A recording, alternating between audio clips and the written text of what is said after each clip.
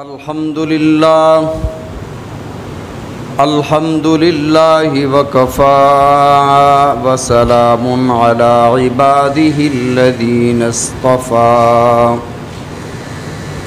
أرسله بالحق بشيرا ونذيرا وداعيا إلى الله بإذنه وسراجا منيرا. وقال الله تبارك وتعالى في الكلام المجيد والفرقان الحميد: أعوذ بالله من الشيطان الرجيم. بسم الله الرحمن الرحيم. إن عدة الشهور عند الله 12 شهرا في كتاب الله يوم خلق السماوات والأرض منها 4 حرم ذلك الدين القيم. وقال النبي صلى الله عليه وسلم: أفضل أيام الدنيا أيام العشر. صدق الله وصدق رسوله النبي الكريم ونحن على ذلك لمن الشاهدين والشاكرين والحمد لله رب العالمين. اللهم صل على محمد وعلى آل محمد كما صليت على إبراهيم وعلى آل إبراهيم إنك حميد مجيد. اللهم بارك على محمد وعلى آل محمد كما باركت على إبراهيم وعلى آل إبراهيم إنك حميد مجيد. حاضرین مکرم، محترم بزرگوں، دوستوں اور بھائیوں، آپ حضرات کے سامنے کلام مقدس فرقان حمید سے آیت مبارکہ اور ایک حدیث مبارکہ تلاوت کی. دعا ہے کہ رب العزت مجھے حق اور سچ بیان کرنے کی توفیق عطا فرمائے، صحیح اور درست سمجھنے کی توفیق عطا فرمائے اور ہم سب کو اس پر عمل کرنے کی توفیق عطا فرمائے. ذی الحجہ کے مہینے کو شروع ہونے میں 3 یا 4 دن باقی ہیں. آج تقریباً 26 ذوالقعدہ ہے. ذی الحجہ کی فضیلت کیا ہے؟ ذی الحجہ کو ذی الحجہ کیوں کہتے ہیں؟ اور اسلام میں ذی الحجہ کی اہمیت کیا ہے؟ اس پر میں آج کے مختصر وقت میں یہ 3-4 باتیں عرض کرنے کی کوشش کروں گا. میں نے آپ حضرات کے سامنے ایک آیت مبارکہ تلاوت کی کہ مہینے بنائے کس نے؟ انسانوں نے بنائے یا اللہ نے بنائے؟ تو اللہ رب العزت نے سورہ توبہ میں اس کو ارشاد فرمایا کہ مہینے ہم نے بنائے. ان عدت الشہور عند اللہ 12 شہرا. فرمایا کہ 12 مہینے اللہ نے بنائے اور ان کی تعداد 12 اللہ نے ہی رکھی. فی کتاب اللہ، یہ لوح محفوظ میں پہلے سے لکھے ہوئے تھے. کب لکھے ہوئے تھے؟ یوم خلق السماوات والارض، جب اللہ نے زمین و آسمان کو بنایا تھا تب سے یہ بات لکھی ہوئی تھی کہ مہینے کتنے ہیں؟ 12. حضرت آدم علیہ السلام کی تخلیق سے پہلے اللہ نے زمین و آسمان کو بنایا تھا.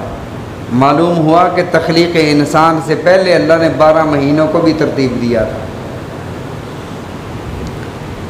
منہا 4 حرم، اس میں 4 مہینے حرمت والے. حرمت کے 2 معنی آتے ہیں: حرام ہونا، واجب الاحترام ہونا. مسجد الحرام کو مسجد الحرام اس لیے کہتے ہیں، بس اوقات ذہن میں سوال آتا ہے کہ یار حرام تو جس طرح حرام چیزیں ہیں، حرام جانور ہے تو ہم اس سے حرام سے تو نفرت کرتے ہیں نا. پھر اللہ نے اپنی سب سے بڑی مسجد جسے رسول اللہ صلی اللہ علیہ وسلم نے تمام مساجد کی ماں فرمایا، فرمایا اللہ کی رحمت سب سے پہلے مسجد الحرام پر نازل ہوتی ہے، پھر باقی مساجد پر نازل ہوتی ہے، اور مسجد میں سب سے پہلے امام پر، پھر امام کے پیچھے کھڑے ہونے والے دائیں طرف والے، پھر بائیں طرف والے، پھر پیچھے والی صف والے، پھر دائیں طرف والے، پھر بائیں طرف والے، اسی طرح پیچھے کی طرف جاتی ہے۔ مسجد الحرام اس کا نام کیوں رکھا؟ میں نے عرض کیا تھا کہ مسجد الحرام یا تو حرام کے معنی میں ہے یا احترام، واجب الاحترام یا حرام۔ کیا مطلب؟ احرام باندھنے کے بعد انسان جب بیت اللہ کے اندر قدم رکھتا ہے تو حرم میں داخل ہوتے ہی جو چیزیں اس پر حلال ہوتی ہیں وہ حرام ہو جاتی ہیں۔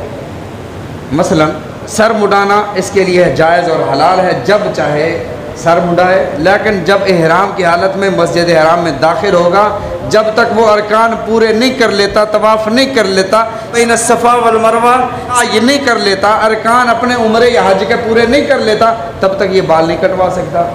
عام حالات میں خوشبو لگانا جائز ہے، بلکہ سنت رسول صلی اللہ علیہ وسلم ہے، لیکن احرام میں آپ خوشبو نہیں لگا سکتے۔ عام حالات میں ناخن کاٹنا جائز ہے، حلال ہے، لیکن وہاں احرام کی حالت میں آپ ناخن نہیں کاٹ سکتے۔ عام حالات میں آپ سلے ہوئے کپڑے پہن سکتے ہیں، لیکن وہاں پر احرام کی حالت میں حرم میں جب آپ داخل ہوں گے سلے ہوئے کپڑے نہیں پہنیں گے۔ اگر آپ سلے کپڑوں کے ساتھ، جس طرح یہ لباس ہے اسی لباس کے ساتھ حرم کے اندر چلے گئے تو آپ پر دم اور ایک جرمانہ لازم ہو جائے گا۔ تو دو وجہ سے، ایک تو واجب الاحترام ہونے کی وجہ سے مسجد الحرام کو مسجد الحرام کہتے ہیں، دوسرا یہ جتنی حلال چیزیں تھیں اب احرام کی حالت میں یہ حرام ہو گئی اس بندے پر، اس لیے اس کو مسجد الحرام کہا جاتا ہے۔ حرمت والے مہینے، عزت والے مہینے، فرمایا منہا اربعۃ حرم، 4 مہینے حرمت اور عزت والے ہیں۔ عزت والے ہیں اسی وجہ سے اس میں قتال، لڑائی جھگڑا، کافروں کے ساتھ جہاد حرام کر دیا گیا۔ اب نہ کوئی غیر مسلم کے ساتھ جہاد کرے گا ان 4 مہینوں میں۔ وہ 4 مہینے کون سے ہیں؟ 3 مہینے تو ایک ساتھ ہیں، ایک مہینہ الگ ہے 12 مہینوں میں سے، ذوالقعدہ، ذوالحجہ، محرم، اور ایک مہینہ ہے رجب۔ یہ 4 مہینے نبی علیہ الصلوۃ والسلام کے مبارک دور میں یہ حرمت والے مہینے تھے۔ اب یہ کب سے حرمت والے مہینے بنے؟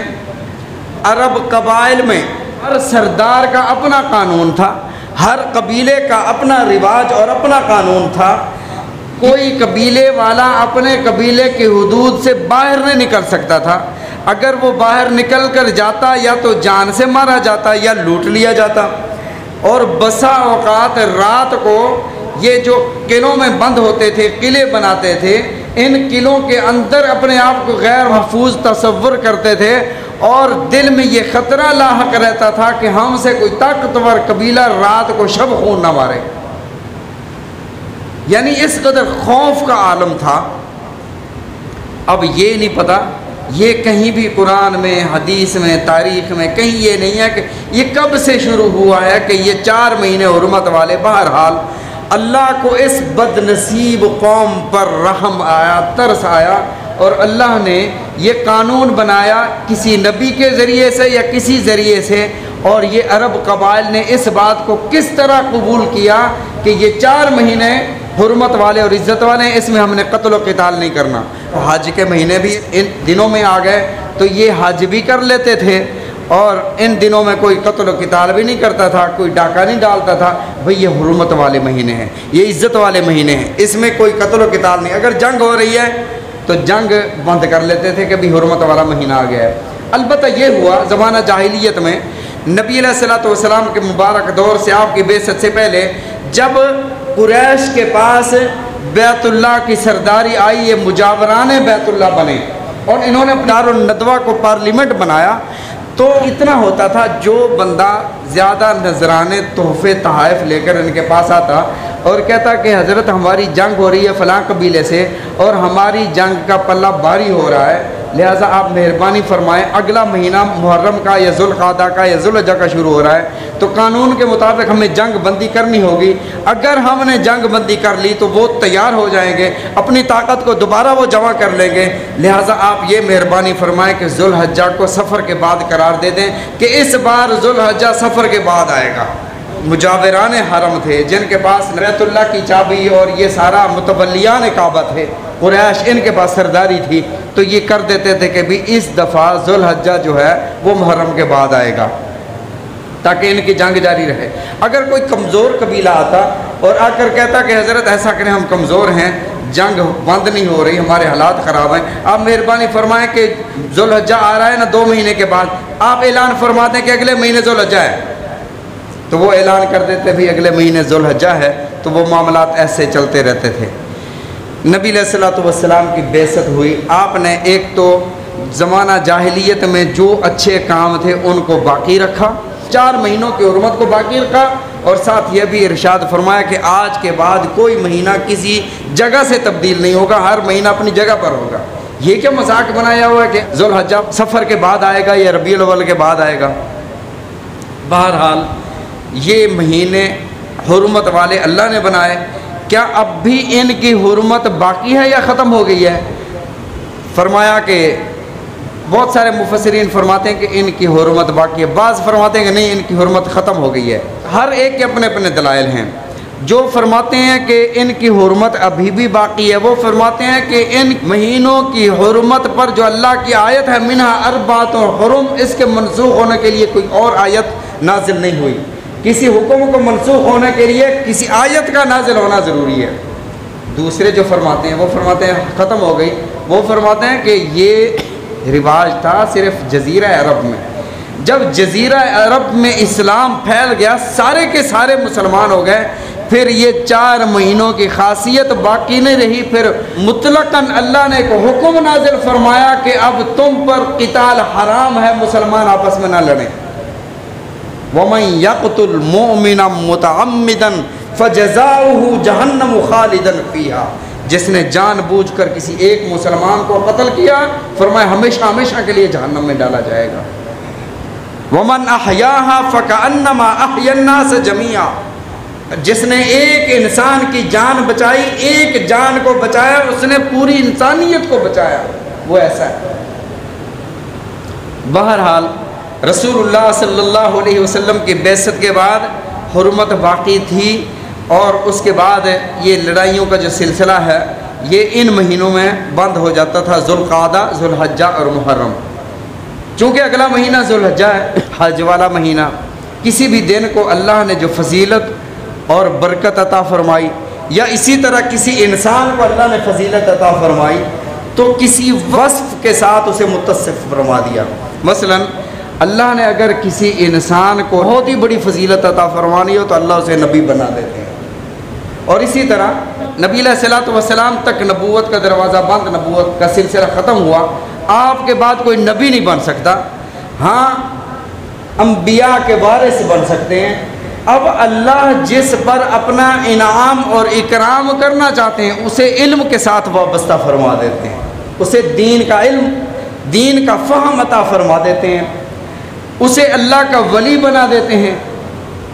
اور اسی طرح اگر زمانے کو اللہ عزت اور فضیلت عطا فرماتے ہیں تو اس زمانے کو کسی کے ساتھ منسوب فرما دیتے ہیں، یا اس زمانے میں اپنی برکات کو منسوب فرما دیتے ہیں، تو وہ زمانہ، وہ دن، وہ سال برکت والا بن جاتا ہے۔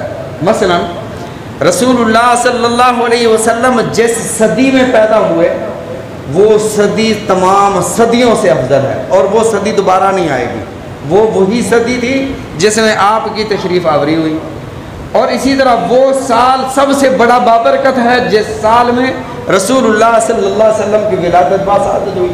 اب وہ سال دوبارہ نہیں آئے گا، وہ مہینہ اور وہ دن دوبارہ نہیں آئے گا، اور پیر تو آئے گا، جمعرات تو ربیع الاول بھی آئے گا، لیکن وہ جس گھڑی میں، جس ساتھ میں، جس مہینے میں رسول رحمت صلی اللہ علیہ وسلم کی ولادت باسعادت ہوئی، وہ مہینہ دوبارہ واپس، کیونکہ ایک دفعہ کوئی وقت گزر جائے تو وہ واپس نہیں لوٹ کر آیا کرتا۔ تو اللہ نے جو مہینوں کو فضیلتیں عطا فرمائیں، مثلا اللہ نے رمضان المبارک کو فضیلت عطا فرمانی تھی تو رمضان المبارک میں لیلۃ القدر کو رکھ دیا۔ ذی الحجہ کو اللہ نے فضیلت عطا فرمانی تھی تو ذی الحجہ کے اندر اللہ نے حج رکھ دیا، وقوف عرفہ رکھ دیا، تکبیرات تشریق رکھ دی، قربانی جیسا محبوب عمل رکھ دیا تاکہ ذی الحجہ کو فضیلت ملے۔ اور اسی طرح محرم کو اللہ نے فضیلتیں عطا فرمانی تھی تو اللہ نے محرم میں بہت سارے کام جو تخلیقی طور پر اللہ نے خود ہی فرمائے، یہ کوئی ایسا نہیں تھا کہ اتفاقاً یہ سارے کام ہو گئے۔ تخلیق حضرت آدم علیہ السلام کی محرم میں ہوئی، آدم علیہ السلام کو جنت میں محرم میں بھیجا گیا، جنت سے زمین پر محرم میں بھیجا گیا، آدم علیہ السلام کی توبہ قبول ہوئی، ربنا ظلمنا انفسنا وَإِن لَّمْ تَغْفِرْ لَنَا وَتَرْحَمْنَا لَنَكُونَنَّ مِنَ الْخَاسِرِينَ، اس کا جواب دیا گیا۔ محرم میں بہت سارے کام، شہادتوں کا سلسلہ ہوا، محرم میں ہوا تو اللہ نے محرم کو فضیلت عطا فرمانی تھی، یہ سارے امور اللہ نے محرم میں فرما دیے۔ بہرحال ذی الحجہ کو ذی الحجہ اس لیے کہتے ہیں کہ اس میں حج کیا جاتا ہے، اور حج کیا ہے؟ اللہ کے سامنے جھک جانے کا نام حج ہے۔ نبی علیہ الصلوۃ والسلام نے ارشاد فرمایا، یہ جو یوم عرفہ ہے سب سے بڑا رکن حج کا یا تو وقوف عرفہ ہے یا طواف زیارت ہے، آخری جو طواف کرتے ہیں۔ نبی علیہ الصلوۃ والسلام نے ارشاد فرمایا کہ یا تو شیطان کو اللہ نے بدر کے دن ذلیل کیا تھا، یوم بدر جب بدر کا موقع آیا تو شیطان سراقہ بن مالک کی شکل میں آیا۔ سراقہ بن مالک بعد میں مسلمان ہوئے جب آپ نے ہجرت فرمائی اور یہ پیچھا کرنے کے لیے دوڑا، شاید آپ کو واقعہ معلوم ہو۔ سراقہ بن مالک نبی علیہ الصلوۃ والسلام کا بھی دشمن، ابو جہل کا ساتھی تھا، لیکن یہ ابو جہل کی اور سراقہ کی ان دونوں قبائل کے آپس میں جنگ تھی۔ ابو جہل لڑنے کے لیے نہیں آ رہا تھا، ہچکچا رہا تھا کہ یار میں اگر اپنی فوج لے کر بدر چلا گیا، مدینہ چلا گیا محمد رسول اللہ صلی اللہ علیہ وسلم سے مقابلہ کرنے کے لیے، تو پیچھے سراقہ بن مالک اپنے لشکر کے ساتھ آ کر مکہ مکرمہ پر حملہ آور نہ ہو جائے، ڈر رہا تھا۔ اتنے میں شیطان سراقہ بن مالک کی شکل میں آیا ابو جہل کے پاس اور کہتا ہے کہ یار تو ڈرتا کیوں نہیں؟ ہمارے اختلافات اپنی جگہ، لیکن محمد صلی اللہ علیہ وسلم اور ان کے ساتھی جو ہے ان کے ساتھ میری بھی لڑائی تیری بھی لڑائی، میں آپ کے ساتھ ہوں، ہم دونوں چلتے ہیں۔ تو ابو جہل نے کہا پھر تو ٹھیک ہے، پھر تو کوئی مسئلہ ہی نہیں ہے۔ اب سراقہ ابو جہل کے ساتھ آیا، اس کے لشکر کے ساتھ 1000 لوگوں کا لشکر، ابو جہل سراقہ آگے آگے آ رہے تھے۔ جب یہ یہاں پر مقام بدر میں پہنچے تو وہاں پر دیکھا سراقہ بن مالک کی شکل میں تھا نا شیطان نے دیکھا کہ رسول اللہ صلی اللہ علیہ وسلم کے دائیں طرف جبرائیل کھڑے ہیں، بائیں طرف میکائیل کھڑے ہیں اور دونوں کے ہاتھ میں آگ کے کوڑے ہیں، تو یہ پیچھے ہٹنے لگا، بھاگنے لگا۔ ابو جہل نے کہا کہ کہاں جا رہے ہو؟ تو کہتے ہیں انی ارا ما لا ترون انی اخاف اللہ، او بھائی جو میں دیکھ رہا ہوں تم نہیں دیکھ رہے، میں تو اللہ سے ڈرتا ہوں۔ کسی شخص نے مجھ سے سوال کیا کہ حضرت یہ بتائیں شیطان اللہ کے سامنے تو ڈٹ کر کھڑا ہو گیا کہ میں سجدہ نہیں کرتا کیونکہ اس کو تو نے مٹی کا بنایا، مجھے آگ کا بنایا ہے، آگ اوپر جاتی ہے، مٹی نیچے پڑی ہوتی ہے، مٹی کی مجال کیا ہے کہ آگ اسے سجدہ کرے، میں تو نہیں کرتا سجدہ، انا خیر منہ، میں اس سے بہتر ہوں۔ تو وہاں تو شیطان اکڑ گیا تھا، یہاں شیطان کیسے ڈر گیا؟ وہاں تو اللہ کے سامنے کھڑا ہو گیا، یہاں فرشتوں کو دیکھ کر کیسے بھاگا؟ تو میں نے اسے بتایا کہ روایات میں آتا ہے، حدیث مبارکہ میں ہے کہ شیطان نے دونوں فرشتوں کے ہاتھوں میں کوڑے دیکھے تھے، آگ کے کوڑے دیکھے تو کہنے لگا انی ارا ما لا ترون انی اخاف اللہ، اور میں جو دیکھ رہا ہوں تم نہیں دیکھ رہے، میں ڈرتا ہوں اللہ سے۔ تو اللہ نے شیطان کو، نبی علیہ الصلوۃ والسلام نے ارشاد فرمایا، اللہ نے شیطان کو یا تو مقام بدر پر بدر کے دن ذلیل فرمایا تھا، یا یہ ہر سال جب حاجی حج کرنے جاتے ہیں یوم عرفہ، عرفات کے میدان میں شیطان ذلیل ہوتا ہے، اپنے سر میں مٹی ڈالتا ہے، بھاگتا ہے کہ میری ساری محنت پر آج پانی پھر گیا۔ وہ پانی کیوں پھرتا ہے؟ فرمایا کہ اللہ نے فرمایا میرے نبی صلی اللہ علیہ وسلم کا امتی جب یہ حج کرنے آئے گا اس کے گناہ ریت کے ذرات کے برابر بھی ہوں، درختوں کے پتوں کے برابر بھی ہوں، جب سے کائنات بنی ہے دن اور راتوں کے برابر بھی ہوں، آسمان کے ستاروں کے برابر بھی ہوں، اللہ سارے کے سارے گناہوں کو معاف فرما دیتے ہیں۔ فرمایا کہ شیطان اس دن بڑا ذلیل ہوتا ہے۔ تو رسول اللہ صلی اللہ علیہ وسلم نے جب یہ ارشاد فرمایا کہ ذی الحجہ یوم عرفہ 9 ذی الحجہ کو شیطان ذلیل ہوتا ہے، اور جہاں شیطان ذلیل و خوار ہوتا ہے وہاں مسلمانوں کو بھی اللہ نے انعامات سے نوازا ہوا ہے، صرف حاجی نہیں۔ سنو، رسول رحمت صلی اللہ علیہ وسلم نے ارشاد فرمایا جو شخص 9 ذی الحجہ کا روزہ رکھتا ہے، 9 ذی الحجہ کا روزہ رکھتا ہے، فرمایا کہ اس کے 1 سال اگلے گناہ 1 سال پچھلے سال کے گناہ اللہ رب العزت معاف فرما دیتے ہیں۔ یہاں پر میں کہتا ہوں یہ جو نبی علیہ الصلوۃ والسلام نے ارشاد فرمایا 1 سال پچھلے گناہ 1 سال اگلے گناہ معاف فرماتے ہیں، تو یہ بندہ زندہ رہے گا تو اگلے سال گناہ کرے گا نا۔ اس کا مطلب یہ ہوا کہ جو بندہ 9 ذی الحجہ کو روزہ رکھتا ہے اللہ رب العزت اسے اگلے سال کی زندگی بھی عطا فرماتے ہیں۔ اگر زندگی نہ ہوتی تو پھر یوں کیوں ہوتا کہ اگلے سال کے گناہ معاف ہوں گے؟ معلوم ہوا اللہ اسے زندہ رکھنا چاہتے ہیں۔ تو 9 ذی الحجہ کا روزہ، اور جب ذی الحجہ کا چاند نظر آئے رسول اللہ صلی اللہ علیہ وسلم نے ارشاد فرمایا کہ پہلی تاریخ سے لے کر 8 تاریخ تک، نامک تو فضیلت ہو گئی 8 روزے، جو بندہ پہلی تاریخ سے لے کر 8 تاریخ تک یہ 8 روزے رکھتا ہے، 1 روزے کا ثواب اللہ رب العزت 1 سال کے روزوں کے برابر ثواب عطا فرماتے ہیں۔ اور رات کی عبادت کیا ہے؟ فرمایا اس کی ایک رات لیلۃ القدر جتنی فضیلت رکھتی ہے۔ اب سوال یہ ہے رمضان المبارک کے آخری عشرے کی فضیلت ہے، بہت زیادہ فضیلت ہے، یہاں یہ فضیلت ہے، تو ان دونوں میں بڑی فضیلت کس کی ہے؟ صحابہ کرام رضوان اللہ علیہم اجمعین کو نبی علیہ الصلوۃ والسلام نے ارشاد فرمایا اللہ کے ہاں ان 10 دنوں میں کیا ہوا عمل اس قدر محبوب ہے کہ باقی دنوں میں اگر وہ عمل کرے تو اس عمل تک نہیں پہنچ سکتا۔ صحابہ نے عرض کیا یا رسول اللہ اگر وہ جہاد بھی کرے؟ آپ نے فرمایا جہاد بھی کرے، ان دنوں کے کیے ہوئے اعمال اللہ کی راہ میں جہاد کرنے سے بھی افضل۔ ہاں فرمایا وہ بندہ آگے بڑھ جائے گا جو جہاد میں اپنا مال اور اپنی جان لے کر جائے اور کچھ بھی واپس نہ لائے، مال بھی اللہ کی راہ میں لٹا دے، جان بھی لٹا دے، یہ بندہ اعمال میں بڑھ جائے گا۔ لیکن اگر کوئی ایسا بندہ جو اللہ کی راہ میں جہاد کر کے غازی ہو کر واپس آیا، یہ 10 دنوں کا عمل اس کا بھی مقابلہ نہیں کر سکتا۔ اور ارشاد فرمایا لیلۃ القدر، علماء ربانیین نے ارشاد فرمایا لیلۃ القدر کی نسبت کی برکت سے راتیں رمضان المبارک کے آخری عشرے کی افضل ہیں، اور یوم عرفہ کے نسبت کی وجہ سے دن جو ہے وہ ذی الحجہ کے افضل ہیں، کیونکہ اللہ نے کسی جگہ پر قرآن پاک میں کسی دن یا رات کی اس طرح قسمیں نہیں کھائیں جس طرح ان 10 دنوں کی قسمیں کھائیں۔ فرمایا والفجر، والفجر قسم ہے فجر کی۔ یہ کون سی فجر ہے؟ جس دن مسلمان اٹھ کر اپنی قربانیوں کے گلے پر چھری پھیریں گے، اللہ فرمائیں گے ہم نے سمجھ لیا کہ تم نے اپنی خواہشات پر چھری پھیر دی ہے، اب تمہاری خواہش اپنی کوئی نہیں ہے، تم ہر وہ کام وہ کرو گے، ہر کام ایسے کرو گے جو اللہ چاہے گا، جیسے اللہ چاہیں گے ویسے کرو گے، تمہاری اپنی کوئی تمنا نہیں ہے، جیسے اللہ نے چاہا ویسے تم نے کیا۔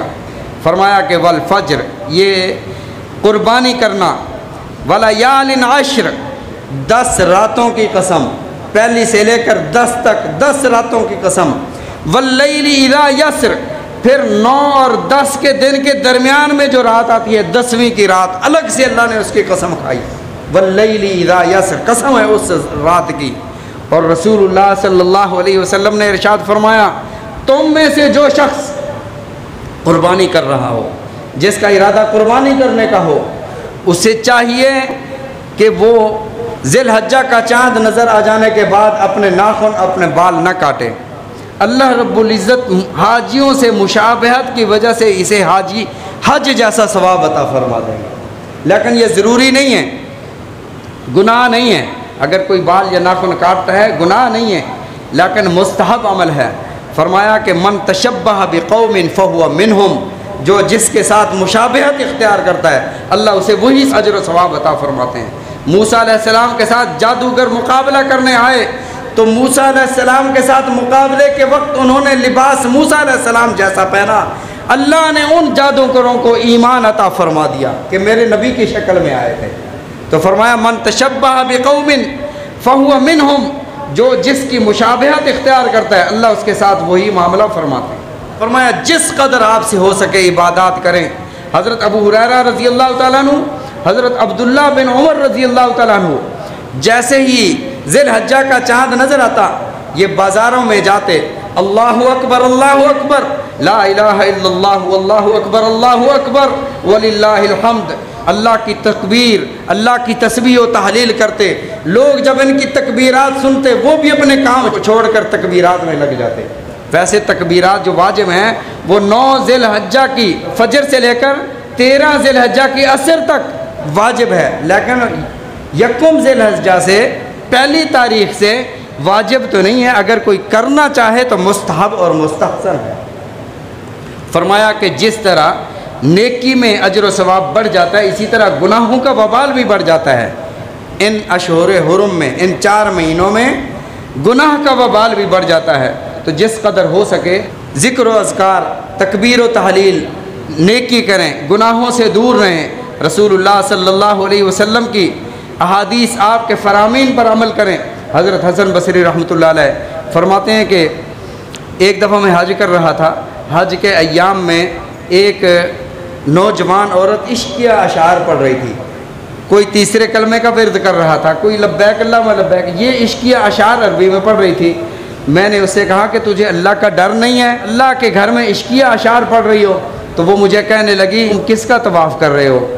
اس گھر کا، یہ جو پتھروں کا بنا ہوا ہے، کس کا طواف کر رہے ہو؟ انہوں نے کہا میں اس گھر کا طواف کر رہا ہوں، کیونکہ اللہ نے فرمایا وَلْيَطَّوَّفُوا بِالْبَيْتِ الْعَتِيقِ، بیت عتیق کا طواف کرو، تو میں اس بیت اللہ کا طواف کر رہا ہوں۔ تو لڑکی کہنے لگی، وہ عورت کہنے لگی کہ جن کے دل پتھر ہوتے ہیں وہ پتھروں کے گھر کا طواف کرتے ہیں، جن کے دل زندہ ہوتے ہیں وہ رب کی تجلیات کا طواف کرتے ہیں۔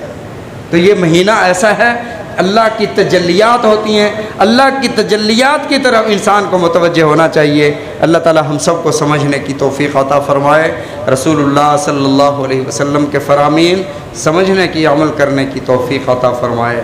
وآخر الدعوانا الحمد للہ رب العالمین۔